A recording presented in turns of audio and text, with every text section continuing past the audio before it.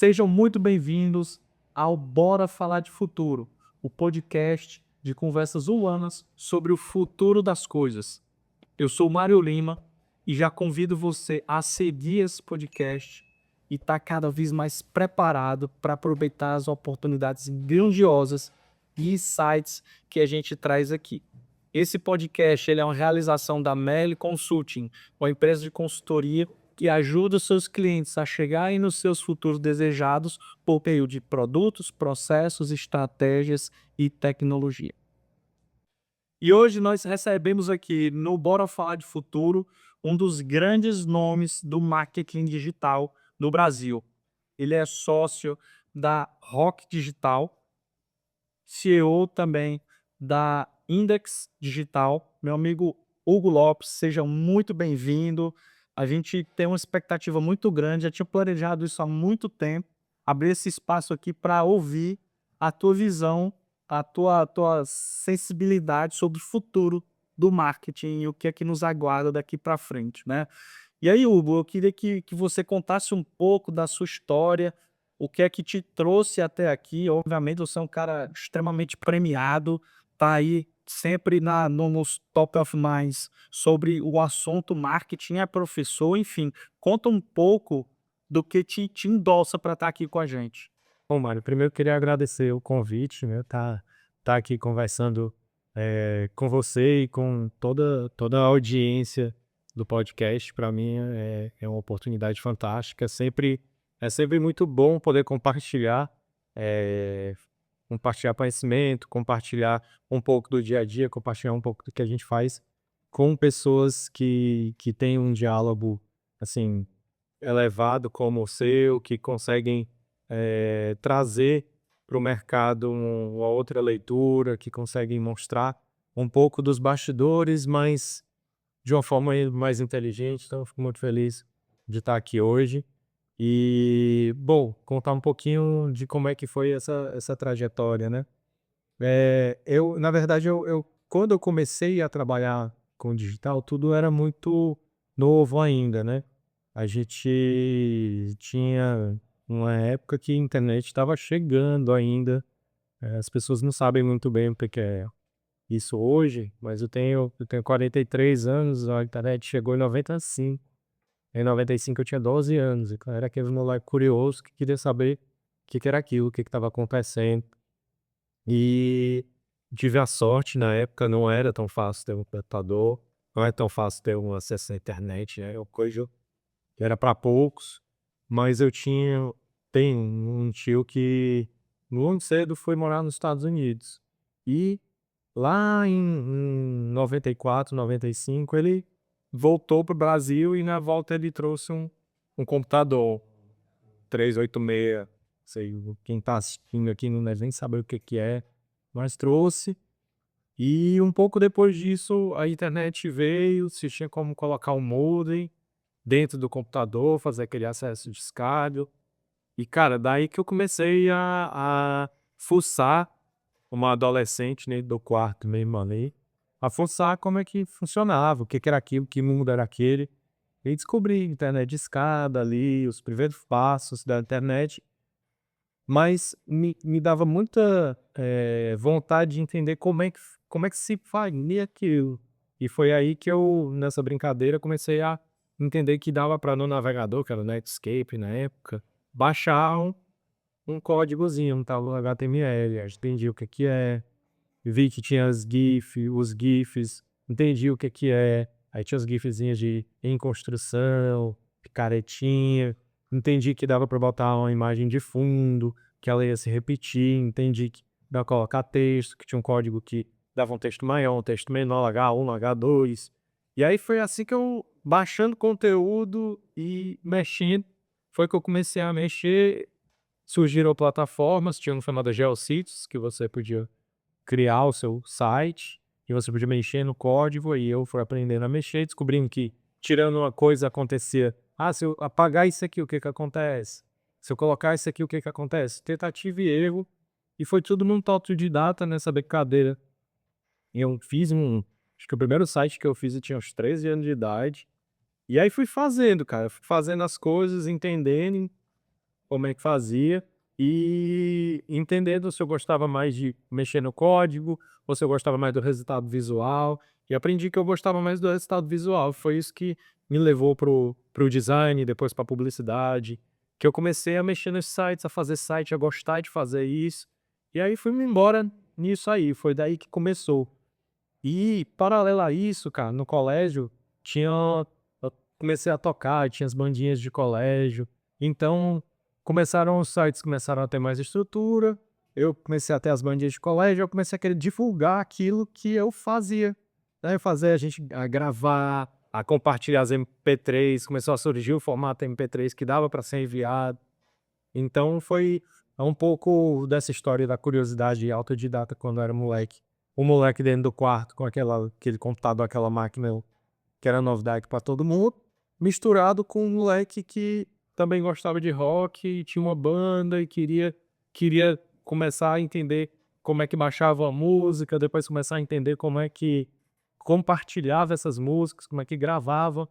Isso dos 12 aos 15 foi um boom, assim, internet, né, chegou no Brasil e em 3, 4 anos ela já era uma coisa totalmente diferente.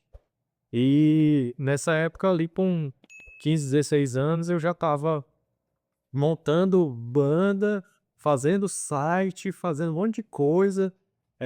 Das bandinhas que eu tinha eu começava a querer saber, como é que faz uma camisa, como é que faz um adesivo. Então eu saí do colégio já com banda com música gravada, com um monte de site feito, com estrutura de divulgação dessas coisas, com material. Eu cheguei na faculdade, eu fiz publicidade, cheguei no primeiro semestre de publicidade, eu sabia fazer camisa, eu já tinha feito fita demo, tinha feito encartezinho de fita demo mesmo, com 15, 16 anos no colégio. Tinha feito cartaz de show. Então eu cheguei da faculdade com 17 para 18 anos, já sabendo fazer muita coisa, porque já sabia por conta dessa história, já sabia que o design, a divulgação, a estratégia, tudo isso era para o caminho.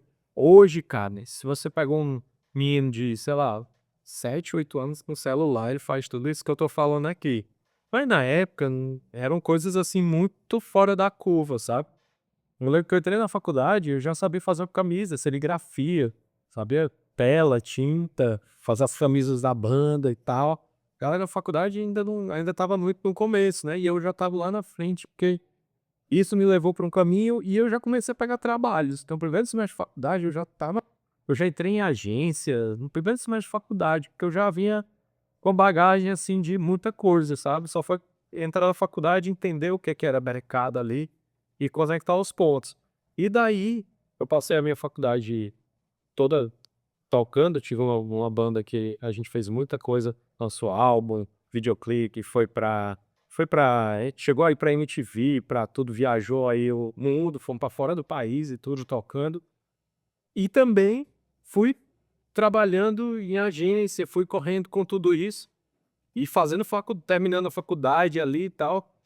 E deu pra, dentro do universo da faculdade, eu criar muita base, porque eu fui experimentando tudo do marketing também, uma banda. Fiz videoclipe eu mesmo, fiz capa de CD eu mesmo. Cara, fiz um monte de coisa.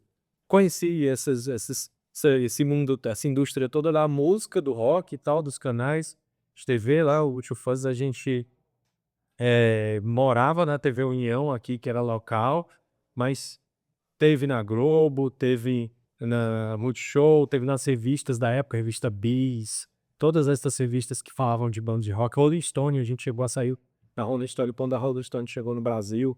Então meio que tava no meio disso tudo e foi uma grande escola para mim nesse sentido, de entender como estruturar e empreender mesmo, cara. Era empreendedorismo. A gente vendia CD na época, se vendia CD, vendia camisa, vendia adesivo para pagar a viagem que a gente fazia para tocar em João Pessoa, Recife, Salvador, aí para descer para São Paulo. A gente chegou a fazer tour em São Paulo, passar 10 dias em São Paulo, fazer 7 shows, assim, essas coisas mais querido.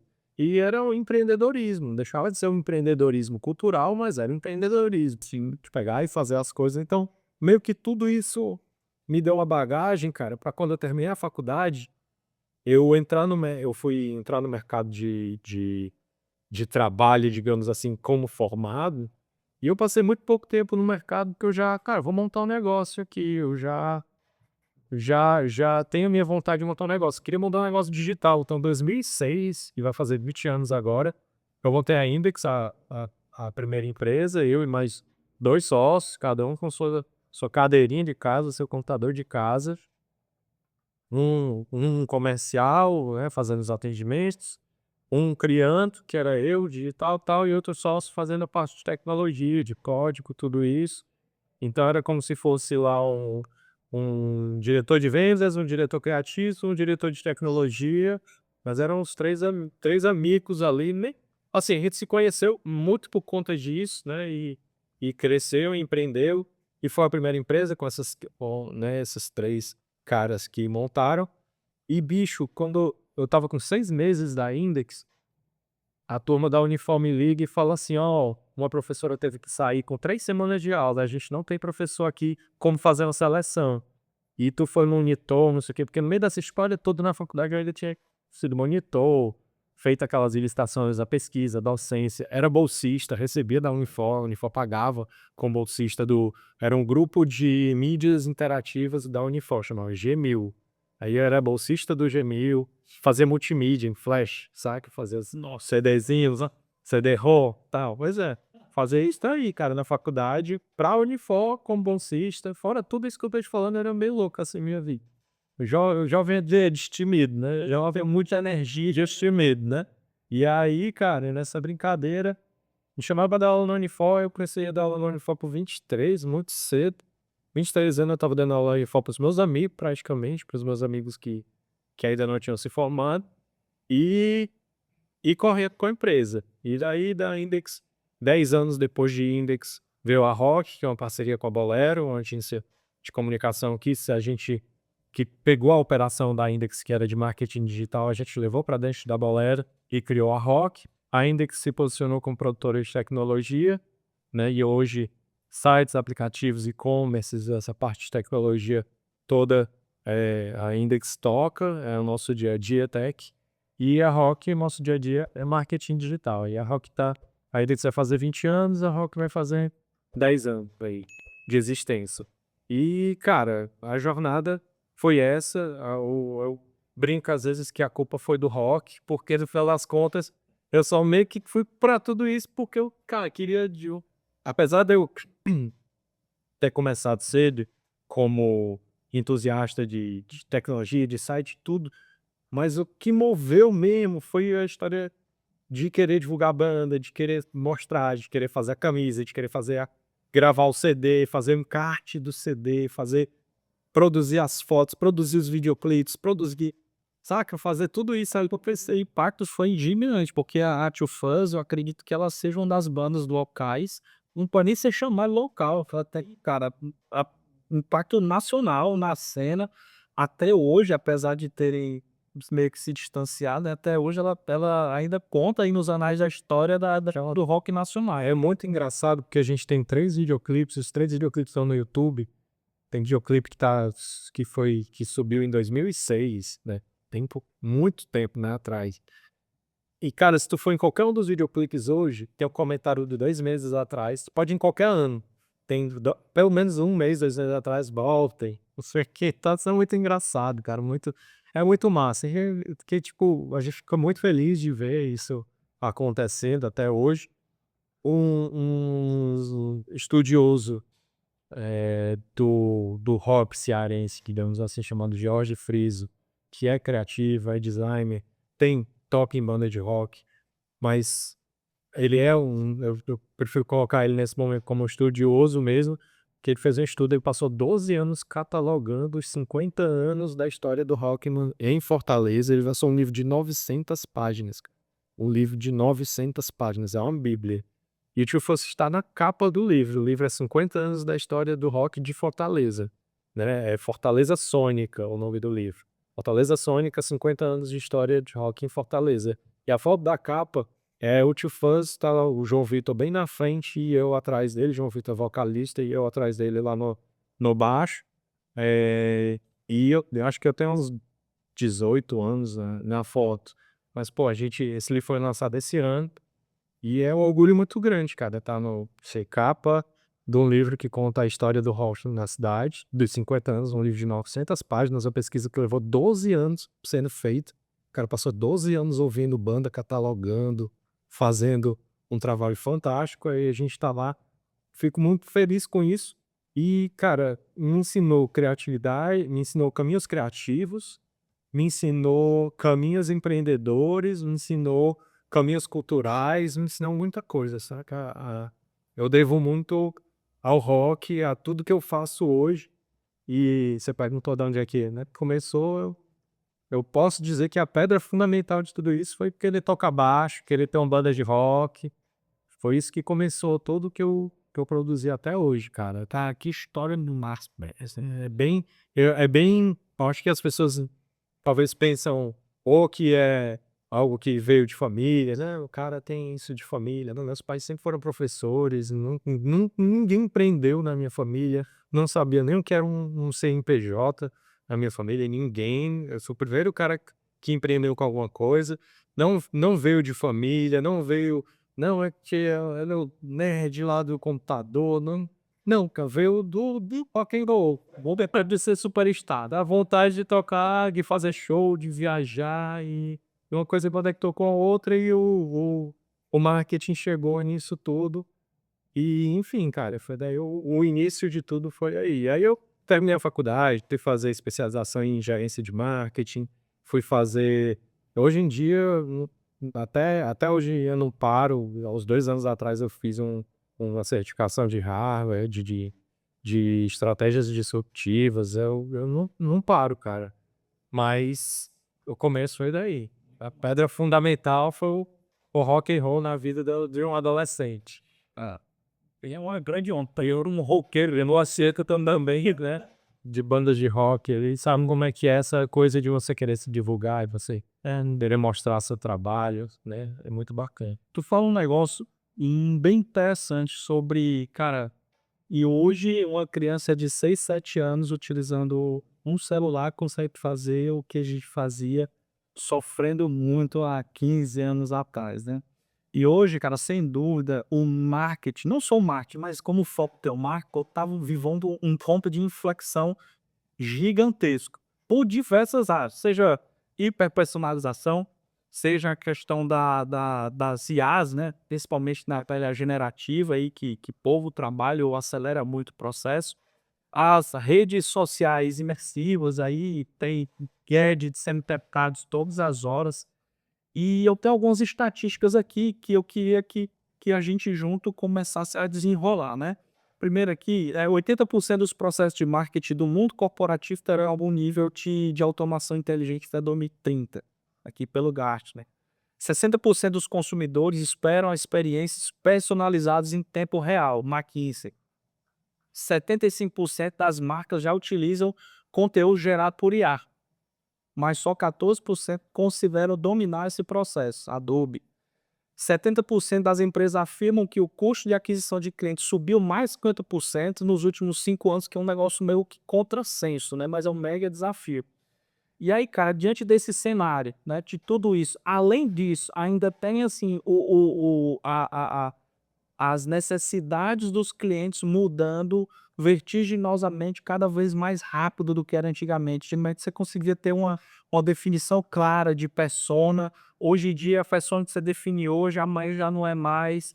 Diante dessa ebulição, né? O que realmente, na tua visão, vai definir o futuro aí do marketing nos próximos 20 anos? Mano, eu acredito que está tudo em intensa transformação no momento. E nós, como especialistas, temos que entender e principalmente futurar isso. Acho que o nosso principal ponto agora é trazer uma realidade de, de futuro, pensar cenários, pensar futuros possíveis dentro dessas transformações todas que estão acontecendo e tentar antecipar isso para os nossos clientes. Essa ebulição, essa transformação é muito parecida com o que a gente viveu lá em 95 quando a internet chegou, só que exponencializada, né? A gente tem uma produção de conteúdo, a gente tem a produção de assets, a produção de ativos, automatizada por IA agora, que é um negócio assim incrível, eu acho incrível, algumas pessoas ficam um pouco preocupadas, eu sou um cara entusiasta, então eu acho isso tudo, incrível e vejo como nosso principal dever entender tudo que está acontecendo para levar a transformação digital de fato, né, antigamente se falava muito transformação digital de forma muito banal, né. Hoje é uma transformação digital de fato, levar essa transformação digital de fato para os clientes que a gente tem, utilizando automação, utilizando inteligência artificial, utilizando, tudo isso para análise, para construção, para criação de futuro, trazendo para o universo do futuro do marketing, o que eu acredito é que os meios de produção vão ficar cada vez mais baratos, o celular já barateou isso que a gente falou, sei lá, até uma criança pega o celular e faz. Tu imagina o que que isso não vai ser de resultado com IA, e a gente estava falando de condição de foto, de vídeo antes, né. O que que é isso em IA, na numa relação de IA para grandes empresas, para grandes estruturas. Então acredito que a gente vai, ter uma expansão da produtividade muito interessante, se você usar a IA de forma correta, usar todos esses ativos que a gente tem hoje de forma correta, a gente vai ter uma expansão da produção, a gente vai conseguir produzir tudo muito mais rápido, muito mais assertivo, eh, porém, a gente vai ter que ter muita inteligência humana por trás, para fazer com que as coisas aconteçam da forma correta. Os americanos têm um falazinho que eles dizem, "Shear in, shear out", né, quando eu estou trabalhando com IA, se meu prompt for ruim, se minhas ideias forem ruins, minha estruturação de automação for ruim, o que eu vou receber também vai ser ruim. Alguns chamam de trash in, trash out para ficar mais mais polido, né. Mas, eh, eu até tô trabalhando, cara, nos artigos que eu tô pensando em compilar, livro e tal, que eu chamo de "Sem emoção, toda inteligência artificial". Por quê? Porque sem a gente ter o contexto humano por trás para entender tudo aquilo que é necessário e pensar estrategicamente a melhor forma, a gente talvez não impute o correto nas inteligências, nas IAs que a gente estiver trabalhando e consequentemente não vai ter um bom resultado. Convido todo mundo que está nos assistindo a fazer um experimento, entrar numa IA de produção de imagens, por exemplo, e ver o que que as últimas pessoas produziram. Cara, nada aí, não tem nada com nada, não tem nada. Aí você vê que você pode criar coisas fantásticas e que, assim, tem muita gente que não consegue obter bons resultados. Eu acho que o grande negócio dessa era que a gente está vivendo é que o meião vai desaparecer, vão ficar as pessoas que conseguem produzir bons trabalhos e quem faz o manual que não é replicável. Eu acho que é um pouco do futuro do que vai acontecer, a gente tem que vender, tem que estruturar, tá, como é que isso vai impactar nossas empresas, nossos negócios. E é natural as pessoas utilizarem alguns ganchos neurolinguísticos aí para poder gerar medo, gerar, vontade de comprar, principalmente, cursos nessa parte de letramento e tal. E muito se fala de que a IA vai matar muita coisa, vai cortar os empregos, vai pular os empregos. E quando você se esforça um pouco mais para entender o contexto, o recorte histórico e das outras últimas ondas, tecnológicas, você percebe que essa nova tecnologia, essa mais uma nova tecnologia, ela vem para exponenciar algo. E aí é como você falou, você até antecipou, né, numa das palestras que eu vi que você fez, você colocou bem grandão lá, na Shear in, Shear out. E quando eu percebo isso, é o seguinte: "Meu irmão, se você não consegue ter a capacidade de conceber um negócio minimamente estruturado, você vai gerar um um grande um grande lixo", né. E falando sobre essas questões de substituição, de a morte do passado e tal, a gente entende que tem coisas muito interessantes de Oz, que ficam no passado. Então, assim, o que no caso do Shear in, Shear out, até digo, eu costumo dizer assim, com IA, a capacidade de produção com IA aumentou muito, mas se a inteligência humana não estiver por trás, Na verdade, eu só vou fazer mais besteira mais rápido. Eu não vou conseguir entregar auxílio obsoleto mais rápido ainda. Não entendeu? Então, assim, você deu a capacidade de produção mais rápida e em maior volume, mas, cara, quem está controlando essa capacidade de produção não é capaz, não vão obter bons resultados. E fora alguns obstáculos gigantes que a gente sabe, né? Tem aí gaps cognitivos gigantescos. A gente meio que nos últimos anos a gente perdeu a capacidade de escrita, perdeu a capacidade de senso crítico, de síntese, e aí de repente aparece uma mega ferramenta na tua frente que exige exatamente isso.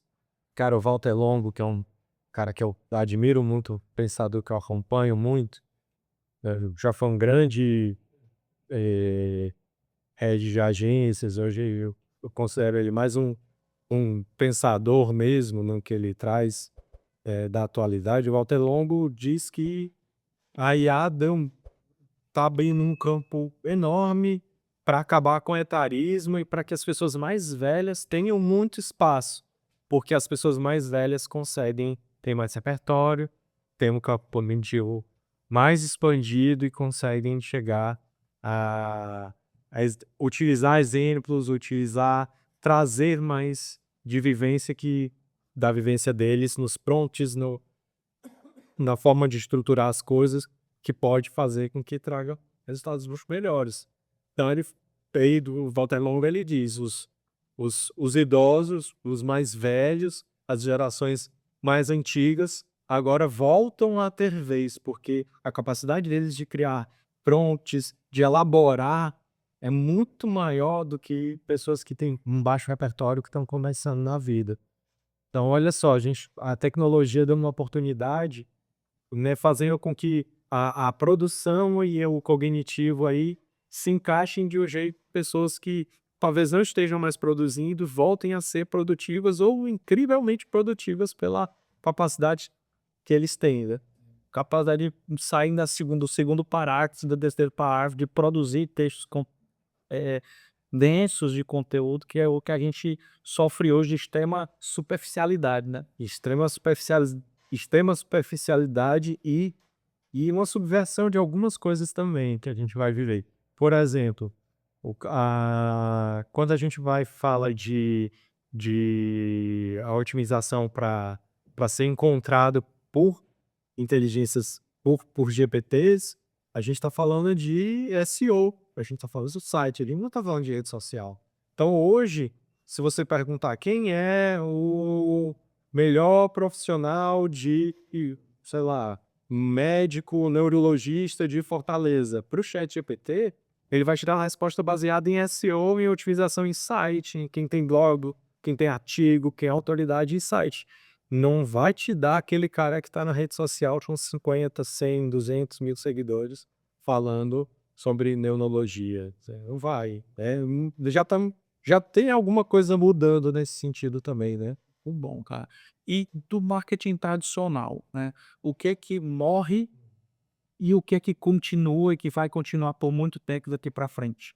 Falar sobre morte é sempre muito complicado, porque não vê as mudas morrendo, enfim, né? Mas a gente vê que elas vão se remodelando. Em jornal impresso é uma coisa que se remodelou totalmente para seguir o caminho dos portais de notícia mesmo. A gente não vê mais a Albique que a gente não vê, mas ela não deixou de existir. Ela está presente noticiando em outros veículos de outras formas, em outros meios, em outras formas, nos portais e tudo mais. Então, assim, falar sobre a morte de alguma coisa, não sei se a gente vai ver algo desaparecer, mas a gente vai ver muitas coisas se remodelarem, né, entrarem em outros caminhos. Não vê, até porque se a gente for puxar isso para coisas que aconteceram no ano passado, outro dia Polaroid voltando, outro dia vinil voltando, né? Hoje tem cara que faz sistema de som para você ouvir vinil, super caro, o Zanet, por exemplo, um cara que no Brasil faz sistemas de som incrível pra galera que ouve, principalmente pra galera que ouve vinil, que compra vinil de R$ 250. Então acabou que os nichos foram se encontrando e isso é muito próprio do digital. O digital faz com que os clusters surjam, né? Por exemplo, quando eu comecei a trabalhar, quando eu comecei na faculdade, enfim, a gente escolheu o público como? Classe A, B, homens e mulheres 35 mais, em Praça Fortaleza. Hoje, o meu olhar sobre o público não pode ser esse. Se eu tenho que olhar por afinidade. Se eu estou falando de pessoas que gostam de Star Wars, por exemplo, eu estou falando de um cara que pode ser classe A, B, C, D. Eu estou falando de um cara que pode estar em Fortaleza, São Paulo, Estocolmo, Tóquio. Eu estou falando do cara que pode ter muito dinheiro, pode ter pouco dinheiro, pode estar em qualquer continente, pode ter 8 anos de idade, pode ter 65. Todo Star Wars tem todas essas pessoas. Então não adianta eu falar de classe A, B, 35 mais. Eu tenho que falar de afinidade, né? Buscar as afinidades. E aí o digital, ele acabou conectando todo mundo. Então quem gosta de vinil acabou se encontrando no digital. O digital, as redes sociais e tudo isso, que a rede social foi o avanço das conexões possíveis, né? Tudo isso foi juntando as pessoas, os grupos. Então hoje eu tenho que pensar em clusters, e esses clusters, cara, são os mais diversos possíveis, né? A gente, como eu tô te falando, quando eu pego um cara que gosta de skate, o cara que gosta de rock, o cara que gosta de Star Wars, o cara que ele não tem idade, não tem localidade, não tem classe social, e as pessoas se conectam, né, no mundo todo, através dessa afinidade. Eu lembro com a época, cara, da minha vida, eu estava gostando muito de fotografia, estava estudando muito fotografia, vendo muito fotografia. E aí e a fotografia digital crescendo, e eu vendo que a fotografia tradicional, o offline, digamos, também estava crescendo, surgiram as Lomos, aí a galera começou a comprar na internet umas máquinas na Rússia e fazer uns processos de revelar fio cruzado e tal, pra fazer uma cor diferente, não sei o que, um monte de coisa experimental. E a fotografia digital truando, crescendo 400, 500% por ano, e pessoas do mundo todo se conectando porque gostavam ainda da fotografia. Então, assim, é isso, o digital ele junta grupos de pessoas, né? Ele junta grupos de afinidade. Que eu vejo que o marketing tradicional é meio que unidirecional, né? Assim, isso na minha visão, Bruno, na pouca visão que eu tenho, tá? Ele é meio unidirecional. Ele apontava pra turma e meio que empurrava o que ele queria, né? E agora a gente vê o mais com disco um marketing mais conversacional, né? Ou um caminho, uma via de mão dupla, e a questão das microcomunidades que você falou, né, para aproveitar ali o finalzinho da causa longa, sempre tem alguém querendo. Aí essas microcomunidades, é difícil a gente falar do fim de alguma coisa. Para fechar o assunto, é que perto do fim de alguma coisa. É difícil pensar do fim de alguma coisa, porque sempre tem, na cauda longa, sempre vão ter os nichos, os grupos que não estão consumindo de alguma forma. E isso que tu falou do empurrado e a gente chamava de empurrado e nos tempos atrás, de empurrado e de puxado, né? A comunicação empurrada era os grandes meios, os grandes veículos, são de comunicação empurrada. A TV, ela te empurra conteúdo, tu não interage com aquele conteúdo em quase nada. Um outdoor, ele te empurra conteúdo, tu vai passando pela rua, ele te empurrou um conteúdo lá que tu não tem como interagir. E o digital é o extremo oposto, né? Eu puxo os conteúdos que eu quero fazer parte, eu puxo os conteúdos que eu quero interagir. O digital, ele transformou em via de mão dupla a comunicação com as marcas. A comunicação das marcas era empurrada. Antigamente, as empresas empurravam conteúdos pela TV, pelo rádio, pelo outdoor, pelo jornal, pela revista. Eu estava lendo a revista, virava a página, tinha um conteúdo empurrado de uma publicidade ali que eu não queria ver aquilo, mas estava ali, comprou aquele espaço e eu tinha que pular aquela página. Aquilo foi empurrado para mim. O digital, ele inverte isso, né? Ele dá mais poder a quem está puxando e a capacidade de interação. Então as empresas tiveram que mudar totalmente sua forma de ver as coisas ao longo dos últimos anos, né? E aí a inteligência artificial, cara, ela dá uma chacoalhada nisso aí também, porque a IA, ela pega e ela não só faz com que antes eu ganhei uma opção, quando o digital surge, a maior oportunidade de ser uma voz ativa e puxar, escolher na prateleira o que eu quero. que antes era só empurrar para mim. Eu passo a escolher da prateleira que eu quero quando o digital aparece. Agora eu olho para a prateleira e falo assim: "Não, eu vou fazer o meu. Eu não vou puxar nada não, eu vou fazer o meu". Aí que o negócio começa a ficar mais diferente ainda, né. Eu vou fazer o meu, vou criar o meu, aqui eu consigo tá todo mundo de olho em quem vai ser o primeiro bilionário sozinho, né. Já tá o mercado tá olhando para isso, cara, porque vai aparecer um cara que vai conseguir fazer uma coisa do começo ao fim, só ele, sem precisar de equipe, sem precisar de isso vai surgir, já a gente vai ouvir falar disso. Então tem muita coisa para acontecer aí, discussão grande aí, e empresas 100% de IA, né, 100 não, 99% de IA, tendo só o founder ali com vários agentes. É, exatamente, nossa, que essa discussão tá forte, essa discussão tá forte. E aí vem a crise dos empregos, tudo isso que ninguém sabe o que vai acontecer, né. Eu acho que você falou um negócio que é interessante. Eu acredito também.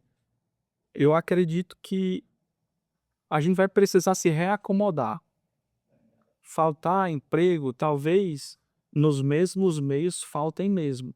Mas olha a quantidade de coisas que foram criadas. Você mesmo falou, cara, é a possibilidade de fins do etarismo digital, onde as pessoas antigas, as pessoas mais experientes, que já estavam meio que fora do mercado, estão voltando com força, né? Criando conteúdo, que estão no material. E principalmente agora um negócio também que você falou muito interessante, que é o marketing dos criadores, né, os creators aí aparecendo como meio que antes eram meio que coadjuvantes das grandes marcas e agora não, agora estão entrando à frente. Era o meu, eu posso fazer o meu, eu tenho força para fazer o meu, eu tenho agência para fazer o meu. E estão virando marcas, estão virando produtos, estão virando é uma outra história, né.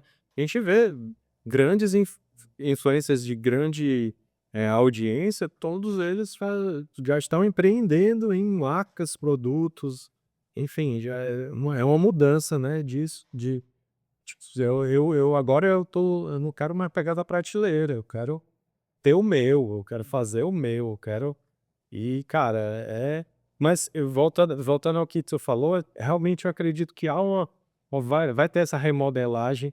Uma vez falando sobre isso, falaram: "Ai, cara, vai ser bem revolução industrial, para entender a revolução industrial, vários empregos foram perdidos, vários outros empregos foram criados". Aí, pô, nós morremos de fome por falta de emprego, né? Tem gente que não vai Falar, eu não acredito que eu vou morrer de fome. Esse cenário apocalíptico, eu tô fora. Eu sou do cenário otimista. Eu acho que veio para nas oportunidades de oportunidade, de crescimento, que vai dar voz, vez para quem, mas vai dar voz, vez para quem, de uma forma democrática, para quem precisava de capacidade de produção e não tinha. e aí nesse cenário também A gente tá falando, eu tô falando não só de idoso, eu tô falando de favela, eu tô falando cara, de um monte de dos excluídos, tô falando de Andori e de todas as minorias que, por algum motivo social, se tornaram minoria, mas que agora vão ganhar uma capacidade produtiva. Eu acredito muito nessa democratização que a IA vai trazer, sabe, que vai ajudar, nesse movimento empreendedor, produtivo, de todas as classes, de todos os tipos de pessoa, de conseguir dar voz, vez para todas essas minorias que não conseguiam ter meios de produção, mas agora conseguem com automação, com IA. Eu tenho uma visão muito otimista e muito democrática, sabe, do que vai acontecer de futuro. A minha visão não é apocalíptica. excelente. E nesse crescimento aí de porque antes a gente olhava 2, 3, 4, 5 marcas, né? E agora com junto com a potencialização da hiper personalização, o que eu percebo, né, que o comportamento consumidor é o seguinte, eu consumo um pedaço daquilo que eu me identifico do Hugo. Mas sobre aquele outro assunto eu me identifico com o Mário, né? E a gente vê muita gente, assim, criando coisas similares, né, e a gente vê também a necessidade muito grande ali de autenticidade, que é o que chama mais atenção, que é a coisa diferente que as pessoas buscam mais, e a questão da confiança também, a pessoa realmente fazer e viver e ter propriedade daquilo que ela fala frente ao mundo de deepfakes. Cara, a gente vê muito perfis fakes, pessoas que dizem, que fazem coisas que elas realmente não fazem. Qual é a tua visão sobre isso? Cara, acredito que por mais que, exista um espaço para produção desse tipo de conteúdo e tudo isso, eu imagino, eu acredito que a transparência vai ser um ponto muito forte no futuro, sabe. Acredito que toda a produção de seja deepfake, fake news ou qualquer coisa, o futuro vai IA, tecnologia, enfim, vai dar um jeito de identificar isso melhor e que a transparência vai ser o mundo real, pessoas reais, a realidade vai ser um grande trunfo, assim, do futuro, sabe. Acho que essa questão dos fakes, das fraudes, até das fraudes digitais e tudo isso, eu imagino que é um intervalo, é uma fase que a gente tá passando, essas fraudes de ligar, acesse, não sei o quê, esses links maliciosos que levam para site, que pegam senha, que estão procurando atacar muito, né, as pessoas, esses golpes e tal. Acredito que tudo isso seja uma fase que a tecnologia vai conseguir resolver tudo isso, assim, em breve, e que a transparência vai ser um ponto muito positivo, sabe, para o futuro. O marketing, ele tem uma questão muito delicada, assim, complexa, algo que vai precisar ser entendido ainda, que é até as redes sociais, o marketing, a gente em publicidade produzia peças e trabalhos aspiracionais. Para vender margarina, eu colocava a família perfeita, porque eu queria que a pessoa que estivesse comprando aquela margarina se sentisse parte daquele momento que a publicidade criou. Para vender um carro, mostrava o carro subindo, descendo uma road, lama, passando uma família ou da família na estrada, do lixo, e no final das contas o cara nunca vai botar o carro na lama, mas vai lá sentir aquilo, porque é aspiracional. Uhum. As redes sociais derrubaram muito, os influencers vieram como uma forma de derrubar muito essa questão do aspiracional e vou mostrar a minha vida real. Só que criou-se essa conexão com a vida real. Só que hoje tá num ponto que, tipo, o aspiracional não vende mais, porque ele já se entende como não, aquilo é fake, aquela família de margarina, como se diz, né. E o mundo real também não, muitas vezes não está sendo mais tão interessante. Eu já ia perguntar, porque cozinhar isso, influencers, por exemplo, que eu vejo e elas estão tirando foto dentro de cabine como se estivesse dentro de um jatinho, vendendo curso. Cara, e aí, é aspiracional mesmo ou não é? Cara, tá isso. Eu acho que esses, eh, eu imagino que esse tempo, pelo menos esse tempo vai acabar, do cara que entra no jatinho para fazer o vídeo, o cara que, encosta no carro de qualquer um parado na rua para parecer que o carro é dele, Pois é. para vender curso. Eu acho que essa turma, o o que não é, assim, o digital ele vai conseguir, eh, com o tempo ele vai conseguir destruir, acabar, parar com essa coisa de tipo, do que não é transparente, sabe. Eu acho que a transparência ela vai aparecer mesmo, sabe. Então a tua visão é que essa questão por exemplo, das O que é fake não vai crescer. Eu acredito que o que é fake não vai crescer. e aí você fala, né, Foi uma fase. paia no meio do Foi falha na matriz, seja de jornada. mas eu acho que é só uma falha, cara. Eu acho que a gente tá caminhando pra não aceitação disso, sabe. As pessoas não estão mais consumindo essa coisa fake de pô, eu vi um dia desse um podcast que era gravado no jatinho. Não sei se tu chegou a ver esse podcast. E na podcast, videocast e tal, que é gravado no jatinho, no trecho Rio-São Paulo. E é pra dizer que, porra, ninguém precisa disso, né? Ninguém precisa disso. Mas tem quem veja, esse é um jogo, acho que sempre tem alguém que se interessa por algum tipo de conteúdo, mas também. Tá lá nos nichos que a gente falou, tá lá na cauda longa, vai ter um cara que vai consumir só porque as pessoas estão no jatinho. Eu já não faço parte desse tipo de consumo.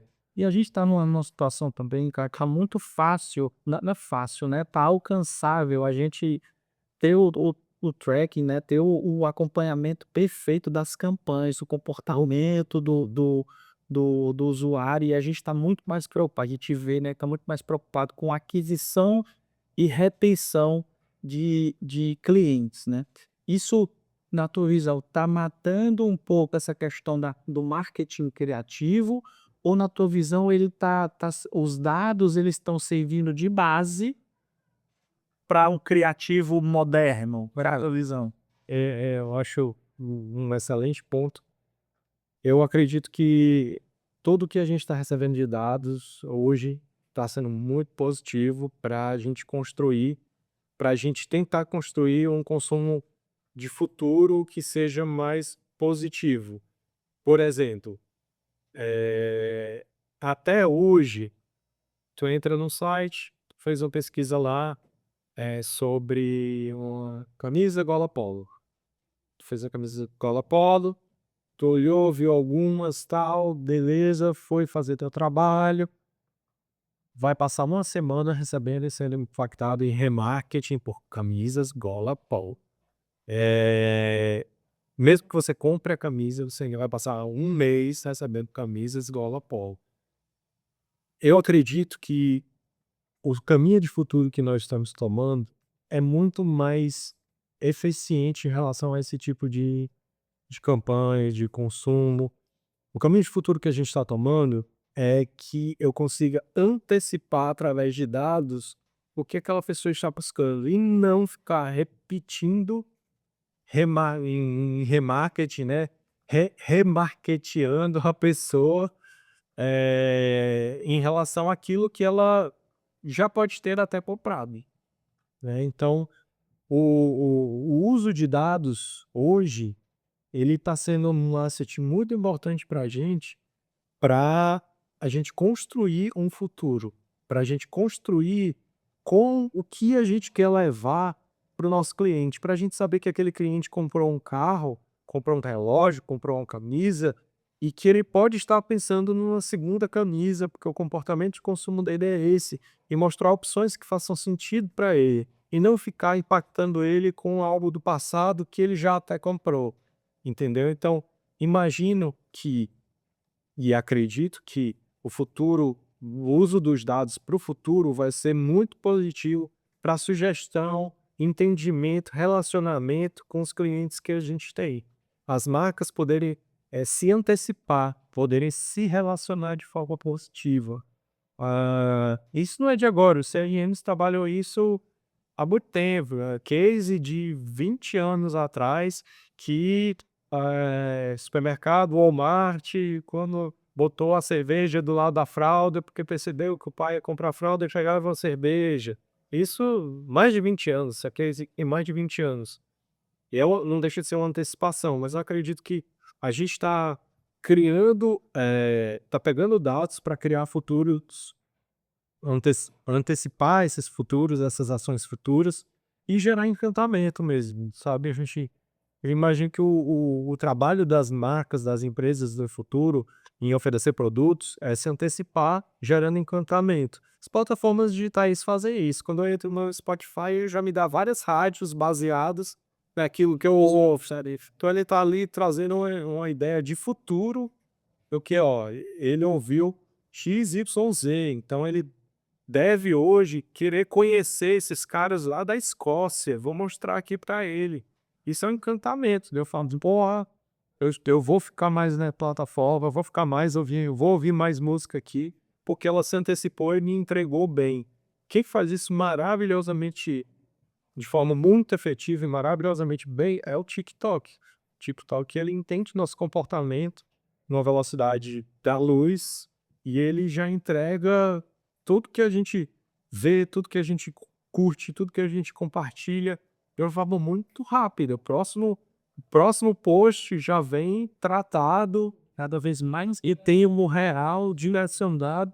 E o que que acontece? Tem que a permanência no TikTok fica altíssimo, porque ele se antecipou, ele previu aquele futuro possível ali, jogou, se deu certo, ele segue no caminho e ele tem uma entrega, cara, TikTok com entrega fantástica, né? O desafio é as empresas aí conseguirem utilizar esses dados para azeitarem um, um, um, machine learning ali, Exato, para razão. dar de previsão para essa personalização exatamente escalável, né? Você usou um termo que eu gosto muito de falar, de fazer um comparativo, de que até pouco tempo atrás a gente trabalhava com previsível e hoje a gente trabalha com preditivo. O previsível é eu, o público que consome Homem-Aranha cresceu. Logo, se eu fizer o reboot de Homem-Aranha, esse reboot vai funcionar, porque o público agora é adulto e vai querer ir para o cinema assistir a nova versão do Homem-Aranha. A Marvel construiu toda a sua história em ações previsíveis. Já a Netflix, por exemplo, quando lança Stranger Things, ela é preditiva. Ela entende. O público que gostou de Goonies cresceu, mas eu não vou fazer o novo Goonies. É previsível que o novo Goonies dê certo. Mas eu não vou fazer um novo Goonies, eu vou fazer um novo produto, que eu vou lançar chamado Stranger Things, que vai parecer com Goonies, mas nem tanto, e que vai trazer tudo que essas pessoas que gostaram de Goonies gostam. Então eu estou de forma preditiva construindo um produto para o futuro. Eu não estou fazendo um resgate do passado que previsivelmente vai funcionar. O remarketing, ele é um resgate. Olha só, o remarketing ele é um resgate do passado que previsivelmente vai funcionar. E o preditivo, a análise preditiva é a criação de algo que no futuro vai se tornar um novo produto, uma nova marca. Quantos anos a gente vai ter de Stranger Things daqui para frente? E aí o que vira em nostalgia o Stranger Things já vai virar já é já entra na previsibilidade, né? Já vai. Então assim, a gente ao invés de lançar o quinto reboot do Batman, que é previsível que dê certo, como fizeram, né? Acho que esse último Batman, acho que foi o quinto, Tudo, né? um Batman alguma coisa, enfim. O quinto reboot do Batman, eu lanço, baseado em dados, um novo produto. Eu crio uma nova história, eu me antecipo de forma preditiva aquilo, mostrando, né, trazendo um cenário, criando um produto lucrativo, fazendo acontecer. Então, o previsível e o preditivo hoje, eu acho que é o raciocínio que todo mundo precisa ter. Eu vou criar na minha empresa e vou aprender, eu vou vender produtos e vou projetar dentro do previsível, ou eu vou estudar os dados e vou criar uma nova história preditiva, né? Eu vou ter um pensamento preditivo sobre isso. Acho que é um ponto muito importante a ser analisado nessa transformação digital, na escolha de produtos, no empreendedorismo atual. Que caminho eu vou seguir? A moda, por exemplo, ela se valeu do previsível o décadas, né? Muito tempo. A pessoa, estilista XYZ, ia para o desfile de Nova York, de Paris, de Berlim, para entender tudo que estava acontecendo, porque chegaria no Brasil em tanto tempo, ia dar tempo de ver toda a produção e tal, e era previsível que o que bombou em Nova York vai bombar no Brasil tanto tempo depois. E o preditivo, o raciocínio, já é outro. Eu não vou olhar para Nova York. O que previsivelmente está funcionando em Nova York. Eu vou entender, baseado em dados, o que o público do Ceará quer. Entendeu? O que o público do Ceará quer de moda, baseado em dados? O que eu tenho aqui? Como é que eu vou criar uma moda nova para o Ceará? Eu vou para Nova York para ver o que está acontecendo e achar que vai vir para o Ceará e vai funcionar? Ou eu vou estudar esses dados e entender, cara, o que o Ceará quer? Entendeu? É uma forma bem, eu não diria oposta, mas bem, bem, como é que eu posso dizer? não diria, é uma visão moderna de se ver as coisas, porque os dados trazem isso pra gente. E hoje, como a gente falando nos últimos pontos sobre a hiperpersonalização, né? Fica mais fácil com o meio de dados você fazer o que você falou, cara, eu sei exatamente, por meio de pequenos testes e dados de comportamento, o que é que o cearense quer, o que é que o fortalezense quer, que é diferente de um cara que mora ali no centro-sul do estado, na parte norte, exatamente. Então você consegue ter um poder de uma capacidade de suporte à decisão gigantesca. Exatamente. E como é que tá essa questão do marketing, dessas experiências, que é experiências personalizadas ali, desde do anúncio até o pós-venda, considerando essa hiperpersonalização? Cara, hoje a gente tem estruturas de CRM, tem ferramentas que inclusive já estão embargando suas IAs dentro dos CRMs, que estão fornecendo, que já estão conseguindo trazer essa questão de futuro, né?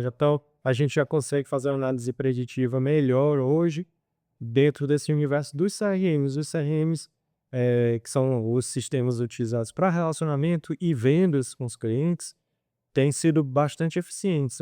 Alguns dos mercados que a gente vê isso acontecendo muito e tem evoluído bastante é o mercado imobiliário. O mercado imobiliário usa muito isso e já está começando a entender que não é sobre tentar, num topo de funil, colocar um monte de gente, mas é sobre entender que o Mário já deve estar no momento de vida que a família está crescendo e talvez ele precise de um upgrade ou de um apartamento maior, sabe? E talvez ele precise, que o momento de vida dele já está pedindo outra coisa porque ele já cresceu já dentro do que se tem de registro, a gente sabe que ele já cresceu na carreira dele. Ele já construiu uma carreira sólida como professor, como mentor, como podcaster, influencer, ele já está ali com um consumo diferenciado e já está na hora da gente se relacionar. Mas vamos lá, vamos aqui, que eu tenho uma coisa legal para você, vi aqui que você até 8 anos, tá? Que você, então, dá para já ter algumas, baseado em dados, já dá para a gente saber o que que a gente vai oferecer para o Mário, entendeu? Que é o cara que está nessa fase já. Um dos melhores, Rico, né? Dos melhores fontes de dados de comportamento são as redes sociais. E eu te faço essa pergunta: os CRM eles já estão abrangendo esses dados comportamentais de rede social? Os CRMs, as ferramentas de FNM, não tenho visto, mas a gente cruza com ferramentas que a gente chama de social listening. Existem ferramentas que fazem esses traqueamentos de rede social, de sentimento, do que as pessoas querem, do que elas estão reclamando, se o sentimento é positivo ou negativo. A gente faz uma varredura dos comentários. Ó, sempre que a gente posta uma área de convivência do shopping, as pessoas comentam positivamente sobre o banheiro e sobre as tomadas USB, mas comentam negativamente sobre um ponto de iluminação que não está legal. Então você já tem como ter isso automatizado, tem como existem as ferramentas de social listening, elas entram nos perfis e fazem um scraping, pegam todos os comentários, categorizam, indicam para você, ó, presta atenção, tem muita gente aqui, um ponto de atenção, muitas pessoas reclamaram que a luz ali na saída tal tá fraca. Já existem ferramentas para fazer isso. E aí você pode cruzar os dados. Ainda não sei de CRMs que estejam fazendo isso. Mas se você tem uma ferramenta de social listening, uma ferramenta que faz esse monitoramento, você consegue ter dados suficientes. Hoje tem sido muito mais sobre você saber ter as ferramentas corretas para ir puxando essa inteligência para um dashboard, para um canto que junte tudo, porque é um pouco difícil a gente conseguir tudo que a gente precisa, a depender da empresa, para numa ferramenta só. Mas a gente consegue puxar de várias e fazer um estudo de dados aí muito bacana. E na tua visão, cara, quais são os limites éticos disso? Porque imagina, você sabe hoje, né, nós temos capacidade de saber, principalmente ali pelas redes sociais, por exemplo, quando as pessoas elas estão mais propensas ao consumismo. Por exemplo, cara, tem uma hora ali que eu sei que o Hugo, ele tá com fome, ou tá estressado, ou tá em pleno. Então, nesse momento aqui, eu não adianta eu lançar uma campanha, por exemplo, de comida. Eu vou colocar uma campanha para ele de venda de produtos caros, porque eu sei que ele está, por exemplo, num momento de estima baixa e precisa ser compensado de alguma forma com a aquisição. Hoje temos ferramentas que ajudam nesse processo. Quais são os limites, na tua visão, né, éticos do influenciar versus eu quase que induzir a pessoa a tomada de decisão? Eu acredito que enquanto a gente não esteja, ultrapassando o limite do forçar, né, se a gente não estiver forçando ninguém, se não for um consumo forçado, ou se forem informações ali que não condizem com a verdade, né, se eu não estou forçando, ou se eu não estou, eh, jogando fazendo uma propaganda enganosa, eu aí nesse ponto eu tenho que interpretar como cada um tem o seu, pelo menos eu interpreto dessa forma, né, cada um tem sua forma de consumo. Eu não posso, ser responsável pelo: "Não, eu vou não, Mário, isso aqui você já gastou demais, não compre um contrabaixo novo, não compre um amplificador novo, você não está nesse momento de vida". Não, acho que cada um tem que ser responsável mesmo pelos seus consumos, enquanto você não estiver, trazendo algo de forma enganosa, ou não tiver, eh, fazendo nenhum tipo de forçando mesmo, de fazer uma venda forçada ou algo, me imagino que eu acho que os limites são esses, né. Os conteúdos serem verdadeiros e não ser uma compra atrelada a algo que seja forçoso, que acabe tendo que ser feito obrigatoriamente, né, que não traga obrigatoriedade. Mas esse jogo da exploração da vulnerabilidade, mas tu disse fundamentada a pessoa, por exemplo, cara, existem momentos que a pessoa tá mais, por exemplo, tá mais, pessoas deprimidas. Existem estudos que pessoas deprimidas tendem a ter um comportamento de compra de um jeito A. E em umas situações, por exemplo, pessoas que estão em uma situação de extrema, como é que eu posso dizer? De uma extrema excitação, muito feliz.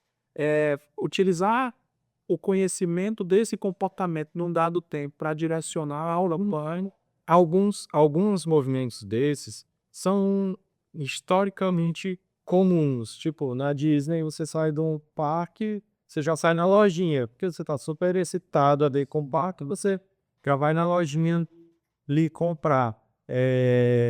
Quanto a momentos de fragilidade, eu não sei se a gente tem dado o suficiente para isso, mas se tivesse, obviamente, eu acredito que não seria ético expor, não sei até onde a gente consegue chegar, mas tudo que ultrapassar a barreira do que no é natural, não vale a pena, não vale a pena ser feito por marcas, né. Aí a gente vai entrar no universo, sei lá, do tigrinho, aí é contravenção, aí não, realmente nada disso vale a pena, sabe. Na vida. E puxando para o lado do profissional, cara, na tua visão, quais são as habilidades, o que é que, como o profissional do marketing, ele pode se preparar hoje para esse braço mundo novo que a gente está encontrando aí, esse novo pico ou ponto de ponto de transição histórico, tecnológico, como é que ele pode aproveitar esse momento? Cara, meu ponto de vista é, profissional de marketing no futuro, ele tem que ter conexão com vendas, ele tem que ter conexão com criatividade, ele tem que ter conexão com tecnologia. Não dá para o marketing caminhar sem vendas, que por um tempo se tinha muito disso. Não, eu sou do marketing. o comercial aqui é ali e tal, e separavam as coisas. Não acredito mais nesse universo separado, sabe? Entendo que tem pessoas que têm capacidade de marketing, que lideram marketing, pessoas que têm capacidade de vendas e lideram comercial. Mas eles têm que ser parte da mesma célula. O marketing tem que entender muito de vendas, de faturamento, do que está acontecendo lá na são demais de operação. O marketing tem que sair do universo só criativo e, ao mesmo tempo, tem que estar realmente muito conectado com tudo que a tecnologia traz hoje. Mesmo que eu esteja vendendo do artesanato, que é uma coisa craft, uma coisa feita à mão, eu tenho que entender como comercialmente eu vou trabalhar e eu tenho que entender como tecnologicamente o que que a tecnologia vai trazer de eficiência, de adianto para a minha vida, né? E hoje no mundo que a gente vive, cara, a gente está sempre procurando alguma ferramenta que vá adiantar um pouco, vai tirar uma barreira, né? Vai quebrar aquele galho, vai tirar uma barreira, vai produzir algo mais rápido e de forma mais eficiente. E a tecnologia está aqui para isso. Então, ser um profissional de marketing e não entender de vendas, ser um profissional de marketing e não entender de tecnologia, tá difícil para ter uma visão de futuro. Ah, mas eu entendo de criatividade, eu entendo de relacionamento com o cliente, criar experiências. Tudo bem, você entendeu o básico. O básico é isso mesmo, é a gente entender as relações de preço de produto, de praça, né, de promoção, tal, de tudo, né, preço, praça, produto, promoção, que foi por onde começou todo o marketing lá no Kotler. Entender isso aí, mas sair do universo só da experiência do cliente, do universo da jornada, do universo das campanhas ou das saídas criativas. E, cara, entender que sem vendas e sem tecnologia, você não vai caminhar para o futuro. E eu acredito que a tecnologia, ela esteja plugada a praticamente tudo que a gente vai ver de futuro. A necessidade de uso de tecnologia vai estar presente no futuro. Desde que ela surgiu, com a internet, a digitalização dos processos, essas novas tecnologias, elas sempre vão caminhar e vão continuar sendo necessárias. Quanto ao profissional de marketing, imagino aí que cada vez mais ele precisa entender de vendas. E era uma coisa que no passado se não separavam profissionais de marketing. Eu tô aqui para criar valor de marca. Eu tô aqui para mostrar o lado criativo. Eu tô aqui até para oferecer, dar as balas para vocês no comercial atirarem. Mas eu não quero ver nem o tiro acontecendo. Não quero nem ver o negócio na boa. Não quero. Aí, cara, hoje não existe mais isso. E sobre conhecimento de dados, estatística, probabilidade. Tudo isso para mim, eu boto no bloco da tecnologia, entende? Tudo isso para mim entra como tecnologia. Mas é legal você falar isso para esclarecer para todo mundo que está nos assistindo. É absolutamente essencial o entendimento de dados, absolutamente essencial todo esse entendimento. Acredito que o ponto mais essencial de todos. Mas eu coloco isso dentro da tecnologia, porque eu sempre vejo toda análise de dados, estatística, tudo isso, pesquisa. Hoje, para mim, por exemplo, a gente antigamente sempre fala, não se faz marketing sem pesquisa, não se faz publicidade sem pesquisa. Falando que era sério, eu sempre dizia isso. Hoje eu coloco a pesquisa dentro do tech. Entende? Para mim, isso é minha visão. Para mim, o tech, ele tem que estar rodando dados, ele tem que estar rodando pesquisa, ele tem que estar rodando NPS, MHS, tudo isso tem que estar embargado dentro da minha visão de tech. Todo o meu tech tem que ser orientado a isso, tem que fazer parte. Todas as evoluções. Ah, mas eu estou criando um produto, eu sou uma startup, eu estou criando um produto. Sim, então, o seu produto vai precisar de tecnologia dentro de uma plataforma, de um aplicativo que vai coletar dados, tal, tal, tal. Por isso que, para mim, na minha visão, isso tudo é uma coisa só. Entendo tech, dados, tudo tá BI, né? Como marketing e vendas. Hoje, BI, tudo isso, para mim, tá no tech. Mas isso é importante deixar aqui registrado, que é a minha visão. Se a gente for trazer em camadas separadas, sim, tem a camada de dados, de BI, tem a camada de produto, de tecnologia de produto, tem a camada de vendas, tem a camada. Aí a gente está falando de várias camadas. Eu gosto de ver a tecnologia como sendo contribuição de toda essa camada de dados, de desenvolvimento de produto e tudo isso. Perfeito. Tá. E eu não vejo produtos sem tecnologia, não vejo. Não vejo isso dissociado, sabe? Para mim, produto e tecnologia já era uma coisa só há muito tempo. É, muita gente pode ver de forma dissociada, mas para mim, se você me perguntar em relação ao que eu penso para o futuro, vou desenvolver um produto, eu não penso em outra coisa que não seja um produto que envolva dados, que envolva tecnologia, que tudo isso esteja num balaio só, né? Que tudo isso esteja no conjunto só. E sobre futuro de fato, aí fechando, como a gente já falou sobre muita coisa, qual a tua visão sobre as principais tendências dos próximos 30 anos, cara? O que esperar do marketing nos próximos 30 anos? A gente saiu nos últimos 30, o que que a gente saiu? De campanhas empurradas para campanhas puxadas, pela tecnologia de comportamento, hiperpersonalização e, cara, isso é hoje. E aí, daqui a uns 20, 30 anos, a gente consegue prever alguma coisa? Cara, é difícil a gente traçar uma previsão, tendo em vista que tudo está cada vez mais rápido com um movimento exponencial, mas o futuro, as empresas, elas vão estar fazendo muito mais parte da vida das pessoas ainda. Eu acho que a integração entre pessoas e empresas, ela vai ser cada vez maior. As empresas vão continuar se aproximando das pessoas, seja em produto, seja em jornada, seja em propósito. Acredito que essa conexão vai ser cada vez mais forte e as pessoas terão mais tempo. Eu imagino que o ser humano do futuro, ele vai ter mais tempo, porque ele vai ter mais processos automatizados, ele vai ter inteligência artificial para desenvolver outras coisas, ele vai ter carro autônomo para dirigir por ele, para levar a filha no colégio, vai ter o carro autônomo do prédio para levar os meninos tudo pro colégio, para pegar um no curso, voltar aqui pro outro, tal, tal, tal, porque o carro só vai e volta, ele é o carro autônomo, ele vai e volta. Então, você não vai mais dirigir para levar, tá? Se quiser, né? Você não vai mais dirigir para levar, várias atividades vão estar automatizadas. Então, imagine que o humano do futuro, ele vai ter muito mais tempo. Eu acho que essa exaustividade que a gente vive hoje de não ter tempo, ela vai começar, as coisas vão se automatizar mais, ela vai começar a entrar numa curva onde o ser humano do futuro vai ter mais tempo. E as empresas, as marcas vão fazer mais parte da vida desse humano do futuro, sabe? Eu imagino que vai ser mais conectado dessa forma.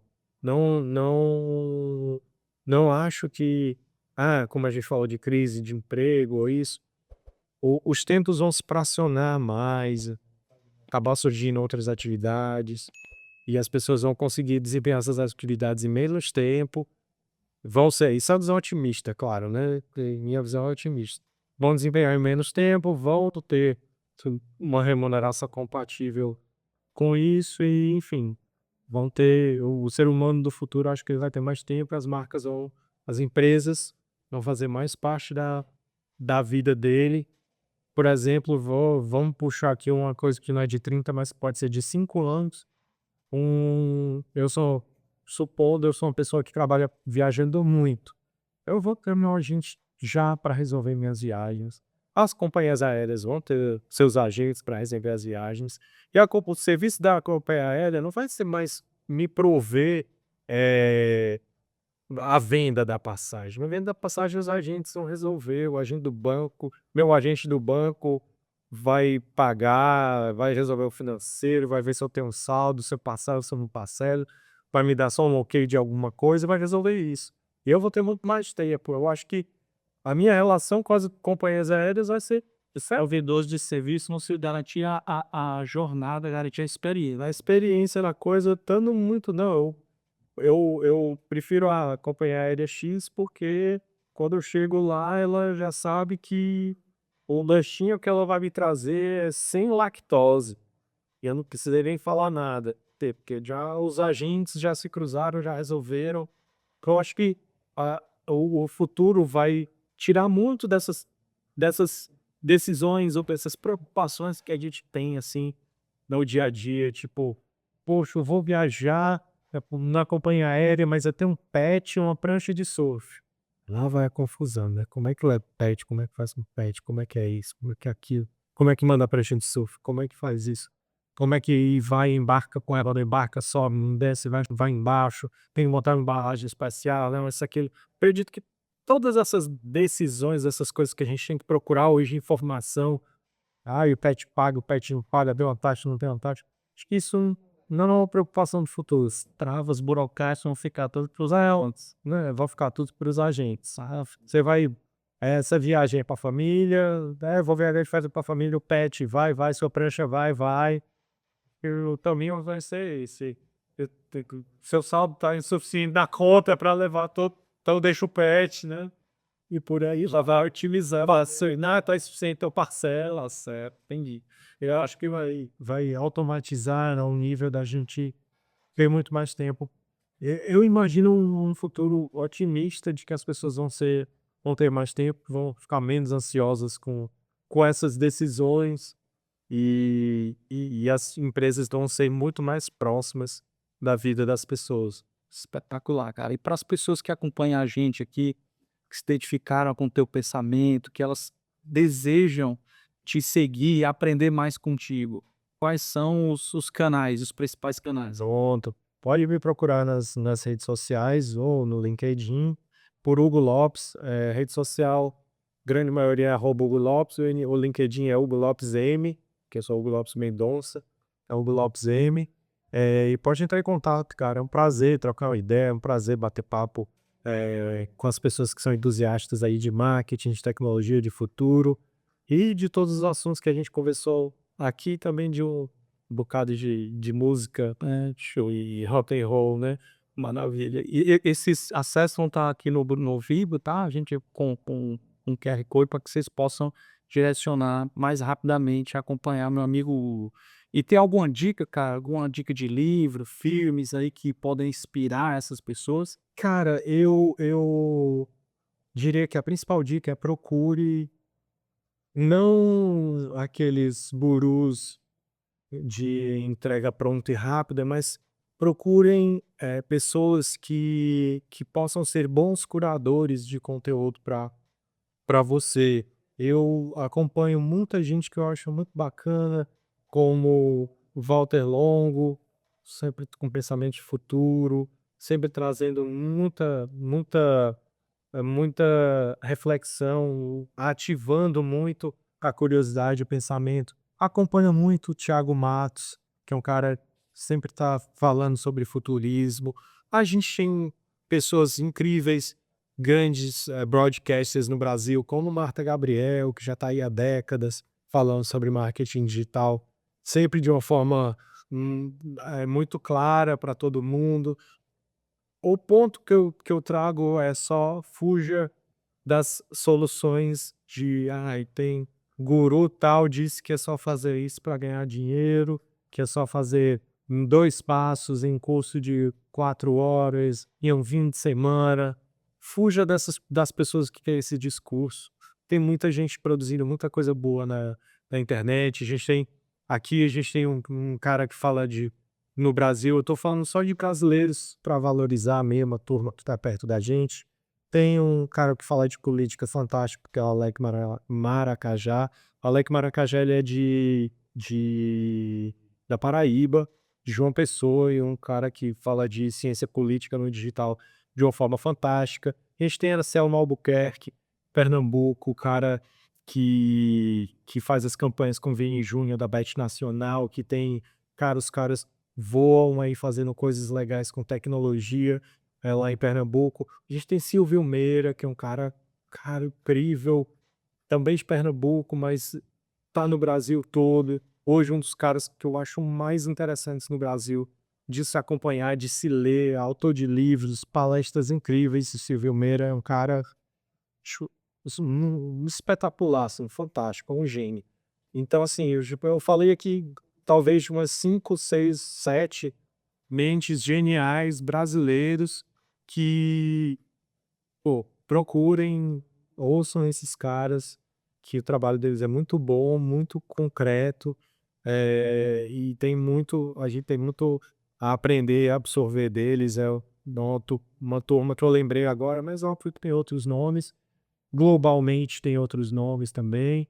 E, enfim, conselho mais forte não é de deixar os nomes, mas é de excluir os que fazem promessas rápidas, falsas promessas que, infelizmente, o marketing virou um campo assim, cara, terra arrasada de gurus, né, de pessoas sem propriedade, de pessoas que trazem conteúdos rasos e, principalmente, promessas inexequíveis, assim, para vender curso, aquilo que a gente falou antes aqui.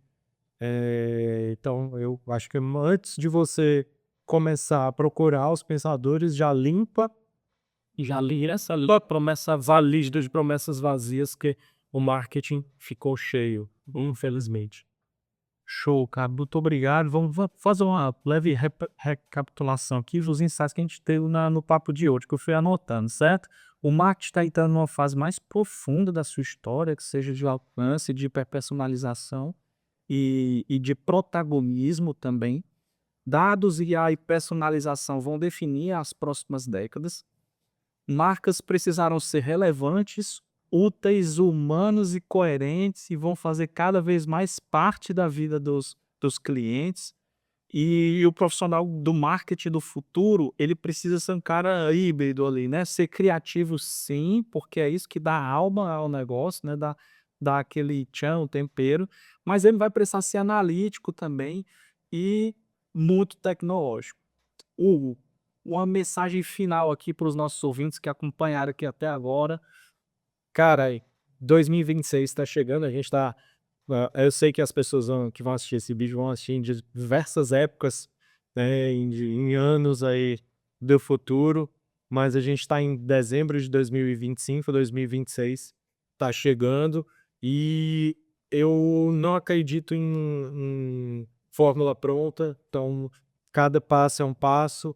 A mensagem que eu deixo é: vamos construir um 2026, principalmente quem é profissional de marketing, vamos construir um 2026 que seja mais profissional e principalmente mais ético, para que a gente tenha até uma construção do profissional de marketing mais correta, né? Porque, infelizmente, a gente ao longo do tempo teve uma construção do que é o profissional de marketing muito depreciada em alguns momentos, justamente por conta de pessoas que utilizaram isso de má fé. Então, a mensagem que eu deixo: vamos construir um 2026, degrau por degrau, melhor, né, mais positivo, mais inclusivo, utilizando inteligência artificial, utilizando dados, utilizando tudo que tem de bom que a gente pode utilizar no marketing, para que o ano de 2026, quando chegar no finalzinho dele, a gente possa fazer uma revisão e as coisas estão todas crescendo muito rápido, mudando muito rápido.